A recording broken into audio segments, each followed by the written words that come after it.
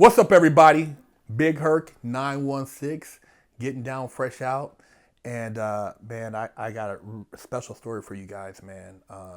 I got with me here today Courtney Cross, uh, ex-girlfriend of Dennis Hoff. She worked at the Bunny Ranch. She has overcame some serious adversity, man, to get to where she's at today. And I think you guys really need to hear her story, especially a lot of you females out there, and hear about what she went through. So, Courtney, man, we were talking off camera, and you were talking some deep shit, man. Could you tell the people about how you grew up and like where you're from? Yeah. Both of my parents were seriously addicted to drugs, and then my mother got diagnosed with colon cancer when I was 6 and passed away. I lived with my father from the time I was 6 till I was 8, and he took me into a drug-infested home. It literally was unlivable. We got the first 6 months free because we cleaned the inside of it. And then he just went into such a deep, dark depression that he lost himself, and he started trading me for drugs and like letting men come and abuse me and just like letting so many ungodly things happen. And so one day my oldest sister came to visit, and I was 58 pounds. God damn. And I'm a tall girl. Yeah. So I was probably 5 foot, 5'2", 58 pounds. I literally was wearing toddler clothes when she went to me shopping. Emaciated. Oh, shit. I remember like waking up for school and eating ranch and crackers for breakfast. Like ranch and saltine crackers, like it was normal. And I would wake my dad up and get him ready for work. Wow. From 6 to 8, doing laundry. At 6 to 8? 6 to 8. I literally had to take care of myself. I was the parent. Like, I remember going to school because my dad smoked weed, and I wish that I wouldn't have been so angry with him then, because I love smoking weed now, and that really made me angry towards him. But I would go to school smelling like weed, and like I would get made fun of by kids. Like nobody would want to be my friend. So my oldest sister came into town, and we had to go into school to see if I could pass class because I was hanging on by like a thread. Oh man, like life was hard, and she took me out of there and rescued me. Like if it wasn't for my sister, I probably would have been dead. What's the age difference with you guys? She's 36. Okay. And I'm 27, so yeah, 9 years. And she's, God, she's an awesome sister. We don't talk very much every day, but she's definitely been there.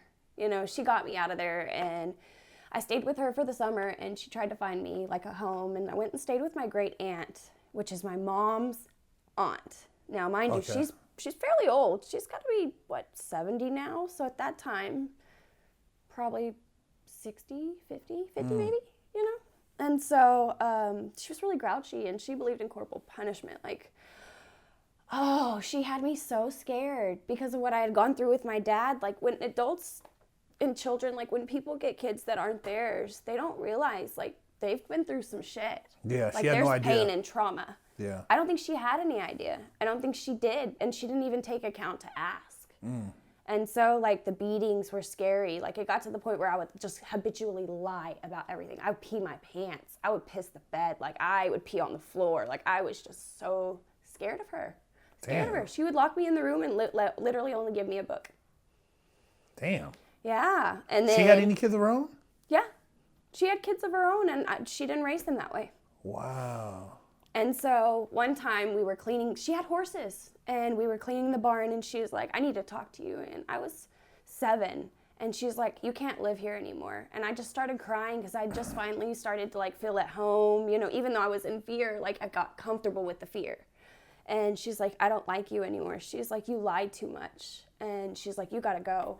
So here comes my sister back to pick me up, and I was like, fuck, she's taking me back to my dad. So I started like hyperventilating. Like I went mute for a good couple months after that, and she took me to my grandparents. And that was probably the best time I ever had with that was probably the most like happiest childhood normal moments. Oh man, my grandparents were the shit. I love you, Nanny and Pop, man. Like, my grandma would get up in the morning and do my hair and, like, shit that a mom was supposed to do. And grandpa making sandwiches.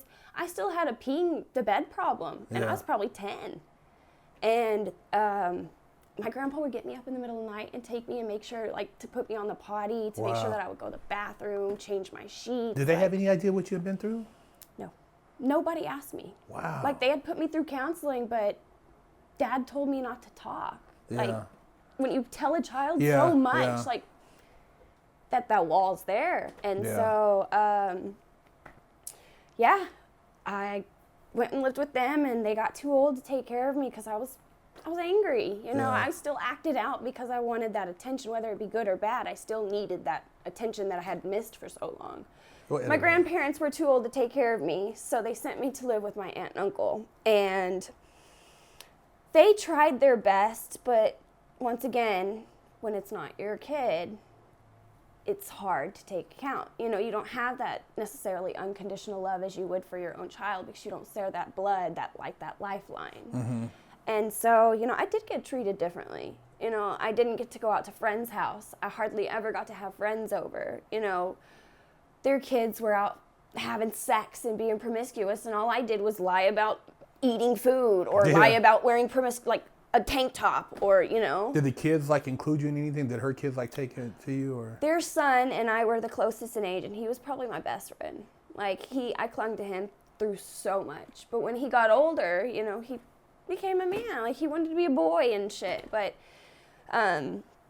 he was with me together when I found out that my dad had committed suicide when I was 12. And so, yeah, that had happened when I was living with Kim and Vance. It was only just shortly after. I literally moved in with them like 6 months, and I get a call, and it's on the landline, and my uncle tells me to answer it, and it's an attorney, and they're asking me questions about how I like living there, and I'm just like, I don't understand. And then my aunt comes home and tells me that my dad had given up the rights to be a parent of mine, which I didn't understand what that meant. I was like, oh, yay, finally a stable fucking home. Yeah. And he can't ever come get me. And then he had committed suicide like a couple of years later, you know, fairly shortly after. And then I had tried to myself commit suicide. Oh, shit. Yeah. And so it was a tough time. When I had tried to commit suicide, they sent me to a mental facility for 2 weeks. And unfortunately, if you just say the right things, they don't really listen to you, you know. And insurance obviously is a problem, so 2 weeks is up, insurance cuts off, you gotta go back out. And so I was still out there fucked up. Like, my aunt knew that I was still angry and knew that I was still pissed off, and like, they didn't really do too much to help me. Like, they would put me in talk therapy, but as a kid, like, who wants to sit here and talk to someone? That's intimidating. And so I didn't ever get the help that I needed. But they put me in opera music, vocal lessons for 7 years that I lived with them. And so I had gone through a promiscuous phase in high school. And when I turned 17 and was halfway through my junior year, my aunt had found out that I had slept with one of my substitute teachers that was also the boyfriend to my principal at the time in school. Oh, shit. Yeah. And I had gotten him in, like, I had gotten him in trouble because I was scared. I lied and didn't tell the truth that we had had consensual sex. So he was overage. He was 36, and I was 17. Oh, shit. Which was the legal age in Texas. Oh, okay. Of consent, Wow. I believe. Okay. Oh, well, sorry. Sorry, world, but it's my story. So it's happened in the past. It's past the statute of limitations, unfortunately. So it is what it is. I made the decision. Yeah. And so, she found out about that and kicked me out on Christmas Eve, or on New Year's Eve. And the way she told me was really fucked up. They called me and told me to invite my childhood best friend, and they were going to the movies. And then I was like, oh, good, I'll go get dressed. And she's like, why are you getting dressed? You're not going. And then my grandmother had Alzheimer's, and she's like, well, you can't stay here. Which, where am I supposed to go? Yeah, you know? 17, I mean, yeah. I started freaking out. Like, I got really scared, and then I was like, that's a bitch move to my Aunt Kim, and she slapped me across the face, and I just lost my shit. Punched her. I punched her, and she grabbed me around the back of the head and by my hair, and we went round and round, and I let loose on her. And when by the time she let go of me, my grandma had said, get the fuck out of here. So I went to go pack a bag, and my aunt said, nope, take exactly what you got on. I had my Letterman jacket on, a sports bra, some jeans, and flip-flops. Oh, New Year's shit. Eve in Texas. Wow. And I had called my best friend and was like, hey, they kicked me out. Like, can you come get me? Are you on your way? She's like, yeah. So I had to walk like 2 miles down the road crying, like just sick to my stomach and upset. And that was like, I never looked back. Wow. Yep. And then school started calling me because I was junior year. Yeah, like what's Truancy. up? Yeah. What are you doing? So I got put in charter school and graduated a year early. Oh, shit. Yep. But, yeah, man. I mean, to go through all that and to be here today and to like be running your own businesses and have your sanity, I mean, that says a lot. I mean, you know, a lot of people complain about life and they like, you know, they want to throw in a towel, but I mean, you're a walking testament of what it means to keep pushing and to overcome adversity. I mean, I don't even know what to compare to that. There's nothing comparable. I mean, even a flower grows through concrete. Man, exactly. You know, exactly. it can't rain all the time. I've got so many coats on end. You know, it's about positivity. And positivity. You're still shining. You know what I mean? I Yeah. mean, you're still shining. You're still doing your thing, and you're not letting life dictate to you. I mean, you know, you're making it happen, man. And I think like stories like yours are what makes a difference in just so many people's lives. You know, to hear that. Yeah. You know, that's deep, man. I'm a warrior. Yeah. I got to keep fighting. There's no battle too big. Yeah. Yeah, I mean, shit. Everybody else's story ain't shit compared to this. This is like, wow. So after, you know, you said after you graduated high school and then, you know, what you got involved in the Bunny Ranch shortly I after didn't go that? to the Bunny Ranch yet. I got married. Oh, shit. You got married at what, 18? Married at 18. Oh, shit. Yep. Marriage only lasted for like 4 months. We're still married. Yeah, I don't know where he is. No fucking clue. No clue where this fool is. No clue. Disappeared. No clue. Oh, wow. So it's really funny. But yeah, I got married and it was like my breakaway out of the small town. Yeah. Like get away from that. Like your and just- escape to try to get away? Yeah. And he was abusive. Like I found out that he was like had been dating this one chick the whole entire time we were married and dating, and like she was just really raunchy and just nasty about how she had handled our breakup. And I started cosmetology school after I'd graduated. And I didn't even get to finish because he had started putting his hands on me. And so I left. And I was staying with a friend that I just barely even met. And her mom was like, well, you can't stay here anymore. So I called one of the chicks that I had become friends with at the mental hospital. Oh, Long time ago. Oh, Yeah, we had remained friends. Yeah. Because like, Kept in touch. yeah, you know, like she had obviously figured something out because she had literally turned her life around and gotten out of depression. Okay. And so like I needed somebody in my life like that. And she came and got me. She drove like 4 hours to come and get me. And wow. Like we had only seen each other in the mental hospital and then like twice outside of that, other than that, and she came and got me.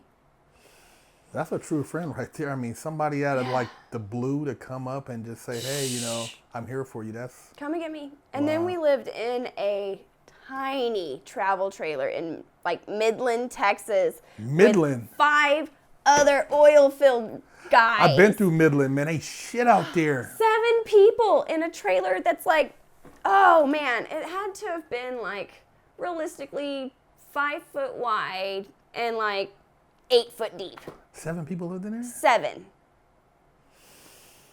Damn, girl, you're a cold, man, And survivor. there was nothing for me to do out there, so that's when I started contemplating getting into the sex industry, you know, because it was the end all. I had literally applied for every job, but I'd never had a job before. And with mental health, you know how to answer those damn questionnaires. Like, what the? Yeah. I'm going to help myself first before I help the customer. I'm sorry, because I don't know what to do. whatever, it's just you're not thinking clearly when you're in a survival mode. Yeah, yeah. And yeah. that's what I was in. I was simply surviving, and I wasn't thinking clearly to get hired for a decent job. And so I started looking at other means. Like, I looked into dancing, but didn't know how. So I was too shy. And then my sister had called me, and she had told me that she had saw, Dennis on the Bunny Ranch, and that's how it went. And then shortly after, I met my ex-boyfriend of 7 years, and we raised a kid together, and he's the one that got me into the illegal side. And then here we go, Mr. Stable and Horse over here. Man, your story's crazy. You've lived the life of like several people. I mean, yeah. And it took a lot for me to break away from him. Yeah. To break away from that kind of lifestyle, because you repeat the cycle of violence, That's right. That's right. Like, we opened a reptile store together, and I had to put a restraining order on him and like fight him. He tried to take me to small claims court for the reptile business, and I won. Because it was my business. Yeah. I took out the loan. Yeah.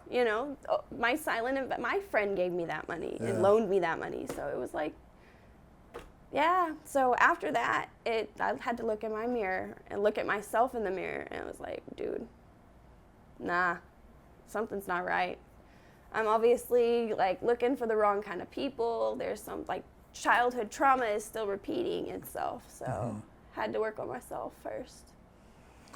Well, I'm glad to see you're here today, living positive, making things happen, being an entrepreneur, and, just being a success story. Because like I said, a lot of people, they don't make it to where you're at.